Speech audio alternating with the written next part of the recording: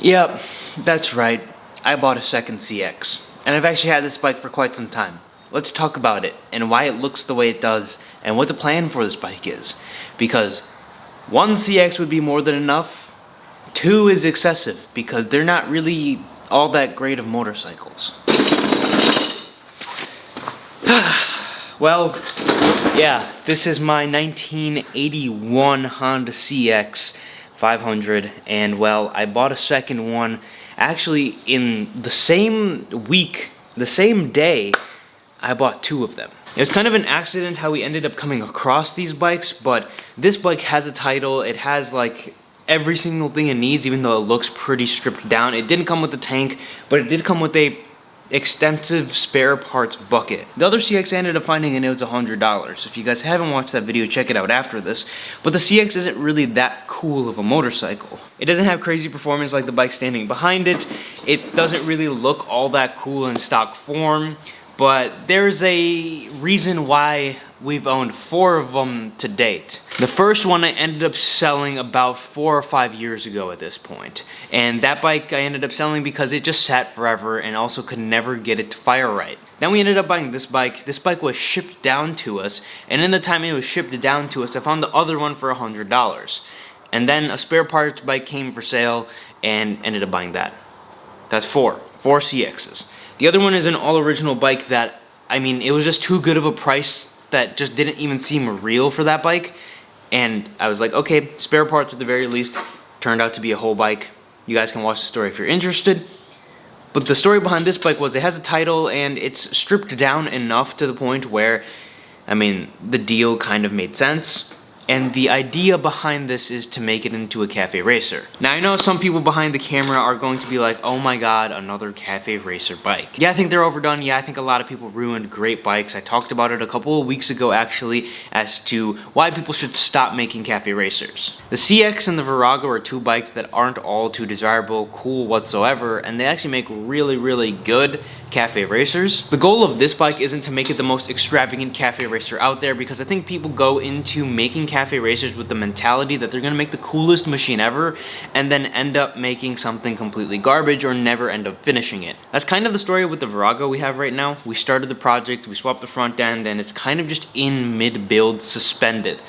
There's a bunch of things going on behind the scenes about that bike, and it's slowly getting work here or there. There's a big reason as to why we haven't finished it, and that's because we haven't really found the vision out. Things take time sometimes, but most of the time people forget and kind of ditch the ideas after a couple of months. The Virago never really had a vision in mind as to where we want to take it, other than to kind of strip it down and see what happens. This bike, on the other hand, we have a complete build planned out, and it's actually going to be a very simple build in hindsight. Wait, hold on, we'll get back to the video in just a second. But do you have a motorcycle that you're looking to sell? My email's on the screen, in the description of my video, and in the description of my channel. If you or someone has a motorcycle for sale, let me know, because I'd be interested in buying it. If you guys have ever seen the Cafe Racer show, the thing that started all of the Cafe Racer craze, he built a CX. Greg Hagman built a CX500 in the Cafe Racer show, and it was very simple, very neat, and looked beautiful. These 500s are 550s,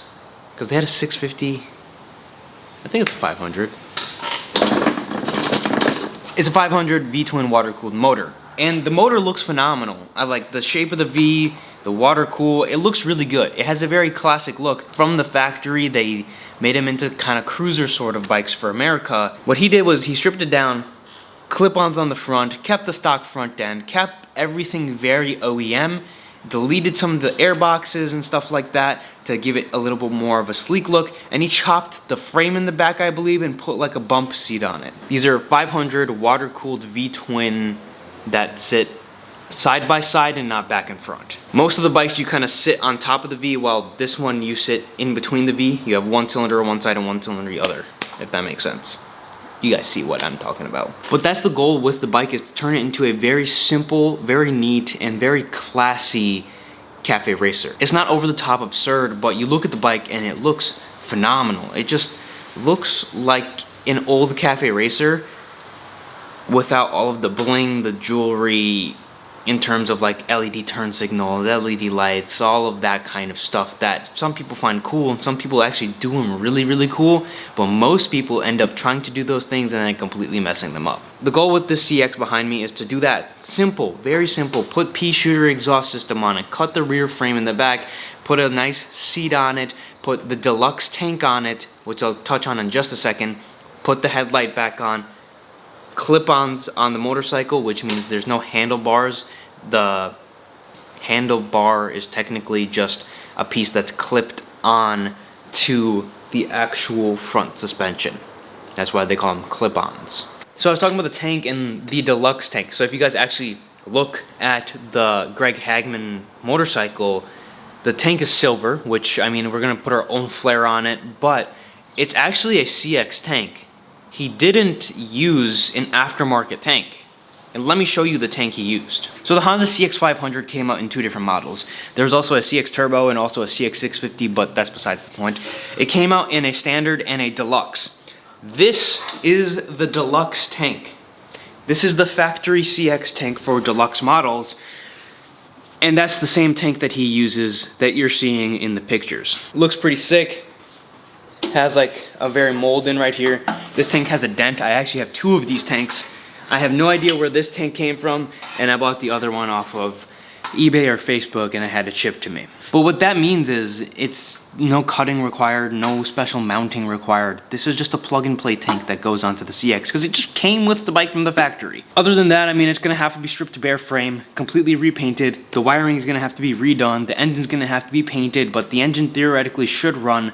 And well, that's going to be the first step into it, is to get the bike running and then strip it down and then redo it to make sure that it's working properly. Cafe racers are starting to ruin good motorcycles, but I'm very determined to do this bike properly. If you guys are excited to see more of this bike, hopefully in the next, I want to say 6 to 8 months, we'll get a start on the bike and start wiring it back up. If you guys are wondering where Virago updates are, soon. We're working on some front end stuff, working on some other miscellaneous stuff.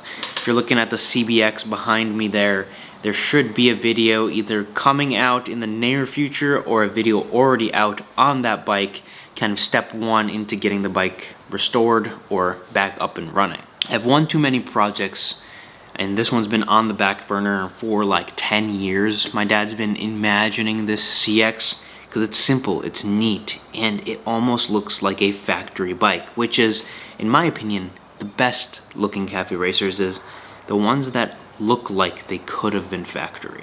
Anyways, like I said, it's all I have for the video. If you guys are interested in checking out any of the other motorcycles I have in my collection, there'll be a lot more videos coming on all the bikes, working on the bikes and getting them back up and operational to the point where I want them to be at soon.